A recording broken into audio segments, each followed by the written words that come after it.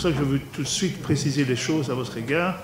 Nous connaissons uniquement les conclusions de la décision, mais nous ne connaissons pas la motivation de la décision, puisque nous n'avons pas encore pu prendre connaissance de cette motivation, nous qui intervenons avec mes confrères ici en qualité d'observateurs du déroulement de ce procès.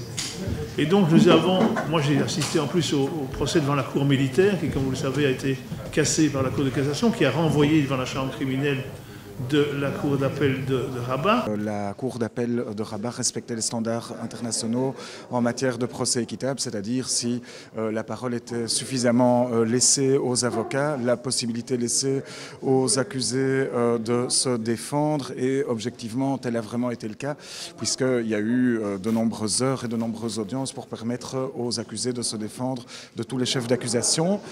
Ils ont d'ailleurs été acquittés d'un chef d'accusation important. Les parties civiles ont échoué dans leur réclamation à leur encontre. Et alors c'est vrai que pour les préventions qui ont été déclarées établies les concernant, les peines sont relativement lourdes, mais très différenciées par rapport aux différents prévenus. Donc il y a des peines à perpétuité, des peines d'emprisonnement de 30 ans, de 25 ans, de 20 ans, de 6 ans et demi, de 2 ans et demi. Donc il y a des accusés actuellement prisonniers qui vont pouvoir sortir, être libérés. Donc c'est un procès qui dans l'ensemble est équilibré.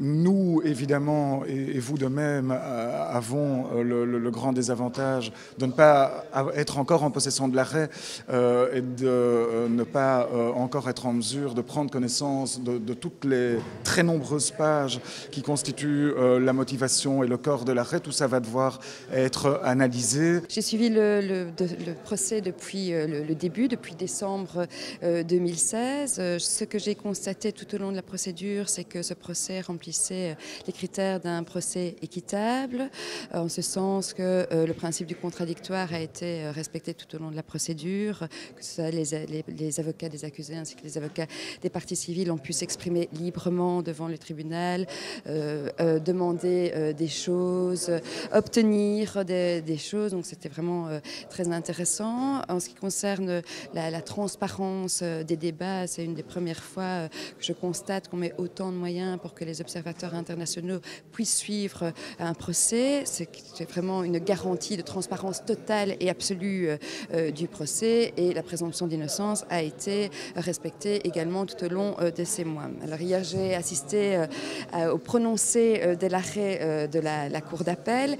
C'est très difficile pour moi évidemment de me prononcer sur cet arrêt dans la mesure où le président n'a pas lu les motivations de son arrêt. Je peux quand même faire quelques constatations. J'ai remarqué que certains accusés avaient été acquittés d'un chef de prévention qui n'était pas des moindres. J'ai remarqué également que les peines avaient l'air d'être individualisées, donc je suppose que nous allons avoir droit à un arrêt très très motivé et qui va certainement se baser sur les preuves matérielles qui se trouvent dans le dossier ainsi que sur les divers témoignages qui ont eu lieu lors des audiences. On peut regretter évidemment le fait que les conditions de partie civile aient été déclarées irrecevables, mais encore une fois, je suis certaine que ça doit être motivé légalement dans l'arrêt.